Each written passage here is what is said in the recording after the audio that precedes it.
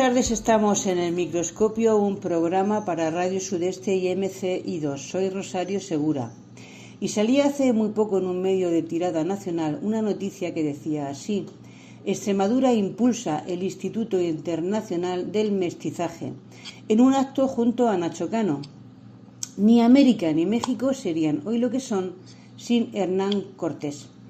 Bueno, y para hablarnos precisamente de esa influencia de la figura en la cultura americana, de la figura de Hernán Cortés en la cultura americana, tenemos hoy la suerte de contar con el profesor catedrático de Didáctica y Organización Escolar, el profesor don Miguel Pérez Ferra, y estamos hablando de la Universidad de Jaén. Buenas tardes, don Miguel. Buenas tardes. Bueno, pues en primer lugar agradecerle la deferencia que ha tenido de acudir a esta llamada para esclarecernos pues esa figura que a veces, o en la actualidad, hoy se han empeñado en hacerlo polémico, cuando a todas luces ha sido un personaje muy importante para el desarrollo cultural de Hispanoamérica. Bueno, ¿cómo debe de interpretarse esa figura de Hernán Cortés, don Miguel?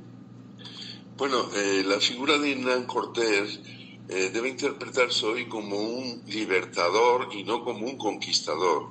Uh-huh. Hay una referencia en el ámbito de la historia, en la obra de un historiador argentino, Marcelo Bullo, uh-huh, que habla en dos de sus obras, Madre Patria y Nada por lo que pedir perdón, uh-huh, y en ella sostiene que el relato tradicional sobre Cortés está completamente distorsionado por la leyenda negra. La leyenda negra está influenciada por los países que adquirieron la condición de, la condición de países protestantes, y también lo que era Inglaterra en aquel tiempo, que fue la concepción meramente anglicana, ¿no? Los primeros por el apoyo que el Reino de España le daba al catolicismo, y los segundos porque molestaba que España pudiera llegar a ser una gran potencia económica. Sin embargo, en la leyenda negra no se dice nada de que Enrique VIII consideró que había una superpoblación en Inglaterra y mandó a justiciar a 70.000 ingleses. Ni se dice nada de que su hija, la reina Isabel I, invitó a su prima, a María Tudor, a pasar unas vacaciones en Inglaterra, y allí le conminó a que convirtiera Escocia al anglicanismo, y como no quiso, la tuvo 18 años prisionera en una torre, y a los 19 años la mandó decapitar, y se anexionó Inglaterra, lo que ahora es Escocia, siendo Gran Bretaña. O sea que Escocia no ha sido de Inglaterra. En fin, estas cosas no salían a la luz, pero claro, Cortés con 200 hombres no pudo vencer al imperio azteca, sino que aglutinó a cientos de pueblos perseguidos y esclavizados, a los que ayudó a salir del yugo azteca. Don Miguel, ¿y hasta qué punto la llegada del señor Cortés supuso el fin de las prácticas de ese imperio, como por ejemplo los sacrificios humanos, la guerra ritual o la dominación de los pueblos sometidos? Bueno, la llegada de Hernán Cortés supuso el fin absoluto, drástico, inmediato de estas prácticas, definiendo el suceso no como una conquista española, sino como la liberación de Mesoamérica. ¿Y esto en qué se manifestó? Pues en la detección de la mayor carnicería que ha conocido la historia humana, aproximadamente 80.000 víctimas anuales que generaban los aztecas.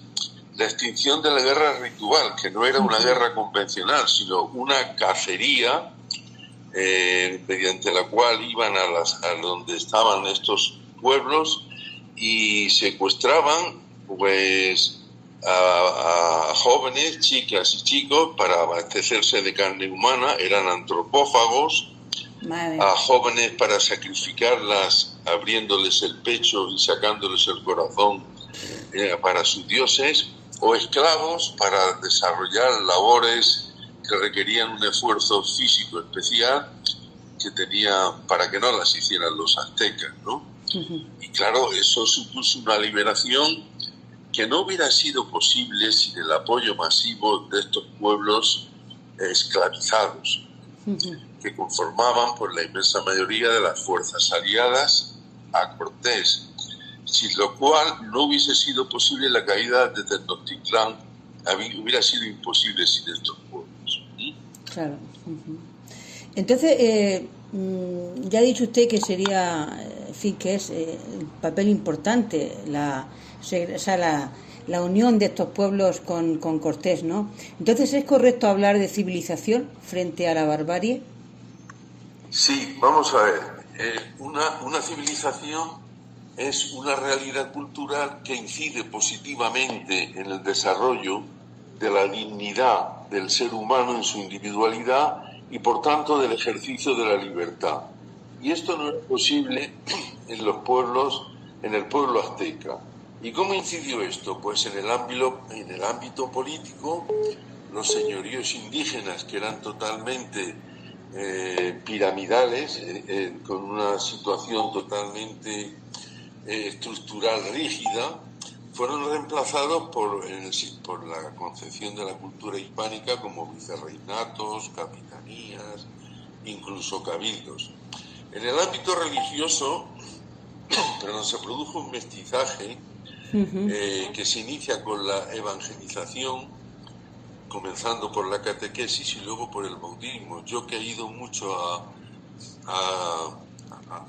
la ciudad de Morelia, en el estado de Michoacán, pues en la antigua capital de Pátzcuaro hay fosas hechas en piedra donde se entra por una escalera y se sale por otra, donde los franciscanos hacían el bautismo por inmersión. Eso está todavía allí al lado de los antiguos conventos de los franciscanos, ¿verdad? Entonces, en el ámbito religioso se sustituyen las cosmogonías, que son esos relatos y leyendas religiosas sobre el origen del universo y las divinidades de estos pueblos, por el centro de la fe, donde Dios pasa a ser el eje de la salvación del ser humano.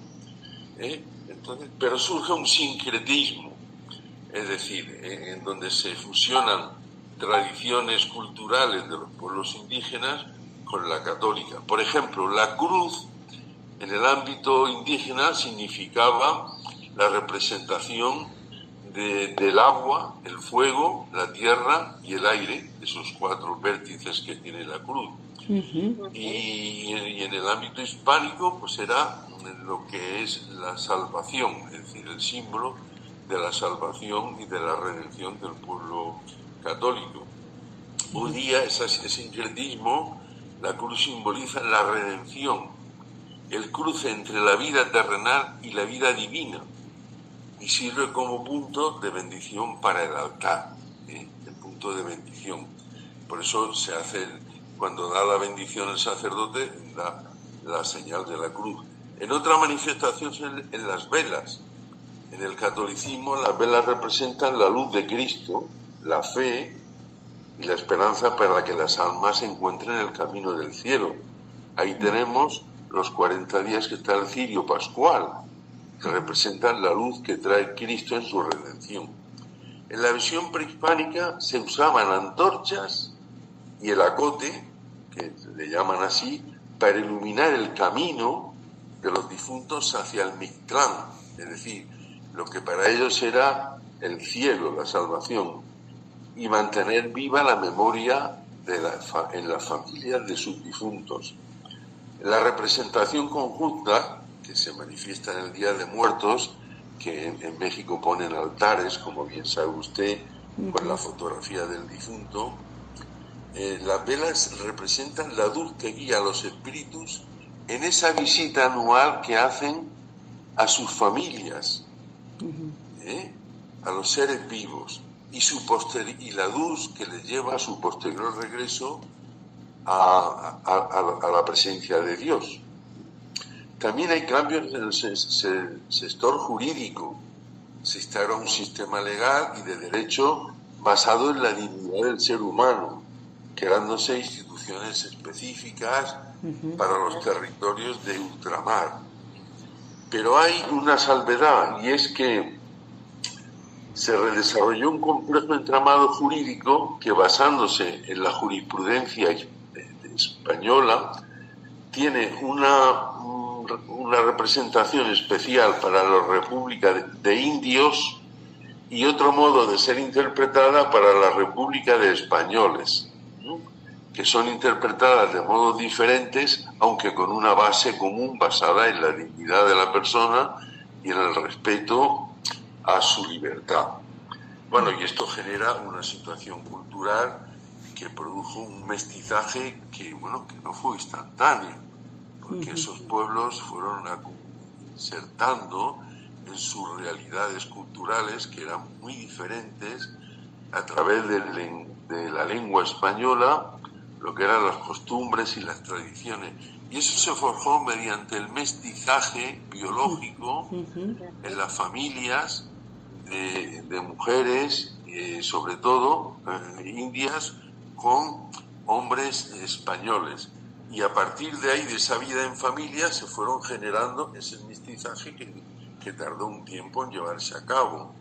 ¿Y en qué incidió esto? En la gastronomía, por ejemplo, el maíz se mezcla con el trigo, la lengua, que fue el vínculo de ese mestizaje, aunque ellos, por ejemplo, hablan castellano, pero en el ámbito familiar, pues tienen palabras que son propias de su entorno y que yo he ido ahí y a veces pues me las han explicado porque no las entendía. Bien, bueno, vamos a ver. Es que hay que distinguir en el tiempo en que esto sucede, se cierra el medievo y empieza la modernidad. Esto tiene una manifestación muy evidente en lo que es la forma de proceder de la reina Isabel la Católica y su esposo, el rey Fernando. Mientras la reina se preocupa de lo que es la persona, de su evangelización, del respeto a su dignidad, muy propio de lo que es la cultura que representa desde el punto de vista filosófico Santo Tomás de Aquino, en su filosofía. El rey Fernando va ya hacia la modernidad. ¿Y qué le preocupa? Pues la gestión de Nápoles, Sicilia, la conquista de otros territorios, en temas basados más en lo temporal, en lo racional. ¿Y esto a qué dio lugar? Pues que fuera gente a América, no solamente con ese sentido de evangelizar, de propagar la cultura, sino que también hubo otra gente que fue a enriquecerse.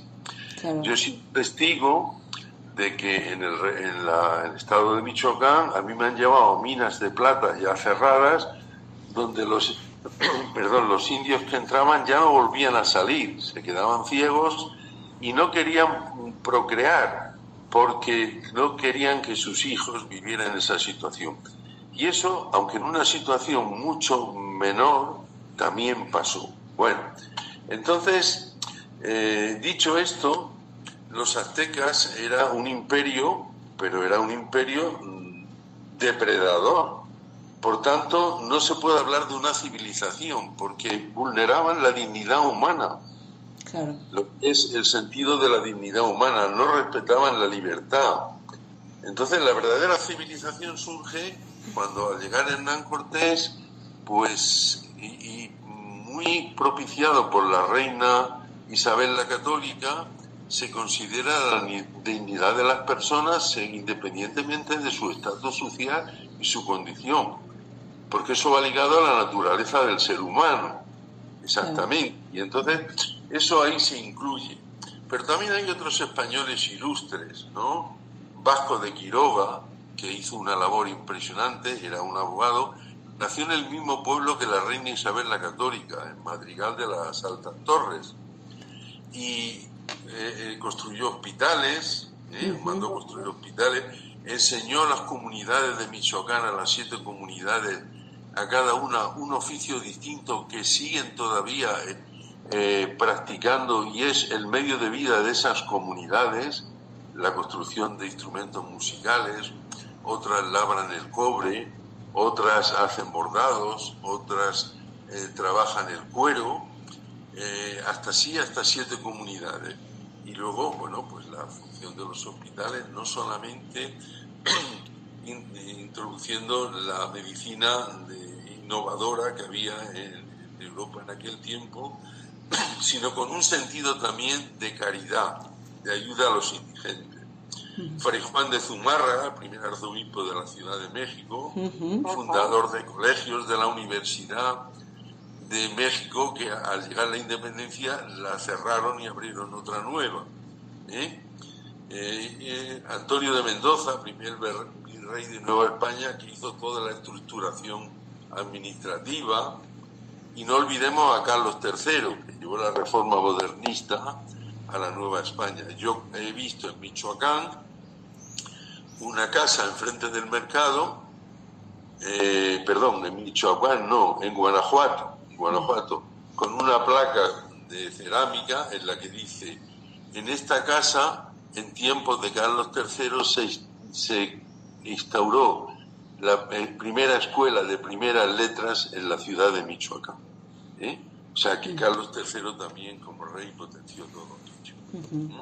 Por tanto, si se puede hablar de barbarie, claro, no es lo mismo reconocer la dignidad de las personas que secuestrarlas para hacer un sacrificio o para matarle y comer su carne, ¿verdad? La situación es muy distinta, evidentemente.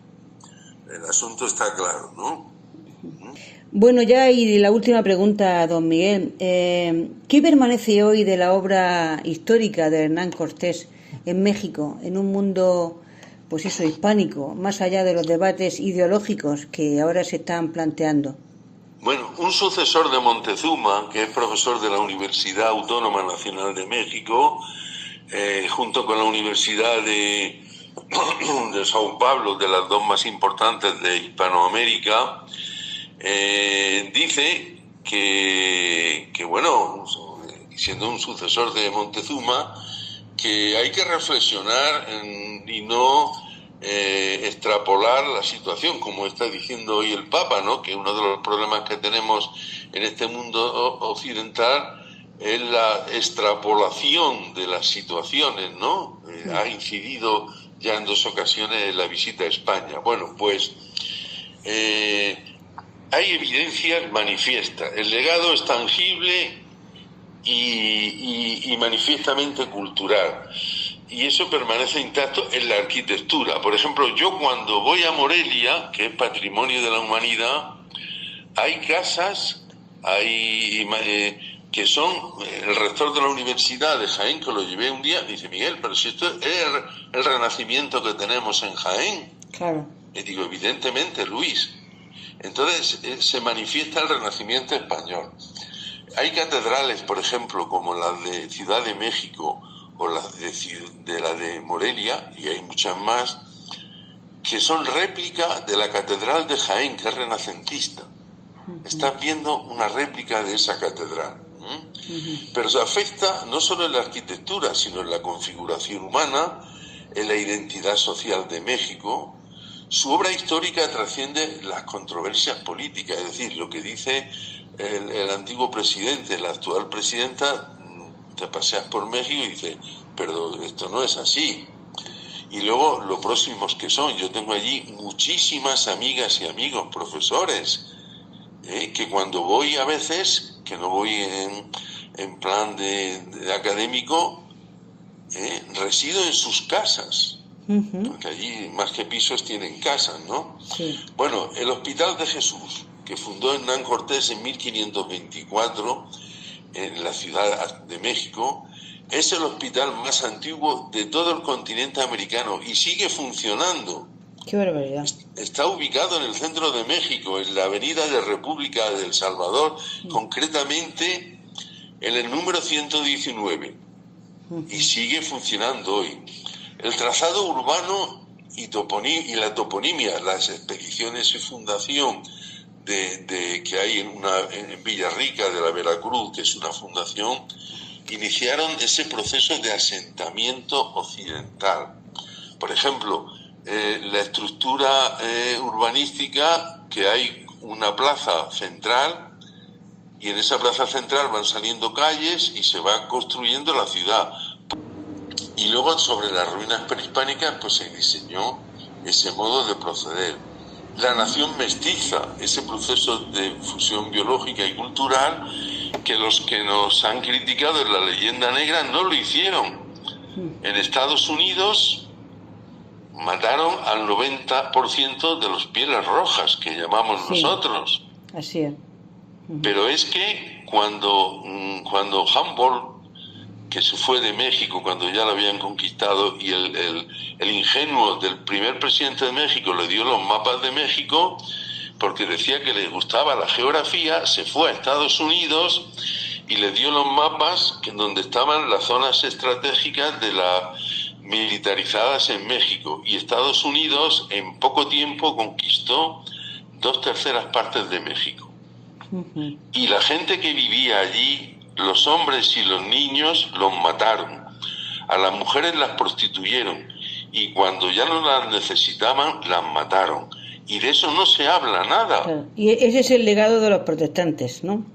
Claro, de eso no se habla nada. En México, y yo sí se los he dicho, es que en México 2/3 partes de su territorio, por eso cuando uno va a Estados Unidos se habla de San Diego, de Los Ángeles, sí, porque son antiguas misiones franciscanas de México. Por eso tienen esos nombres, porque eso era México, pero de eso no se habla nada. Y sin embargo fueron los que destruyeron cuando los italianos llegaron a Argentina.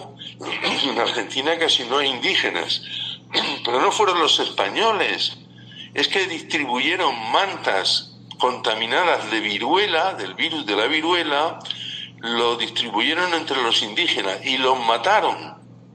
¡Qué barbaridad!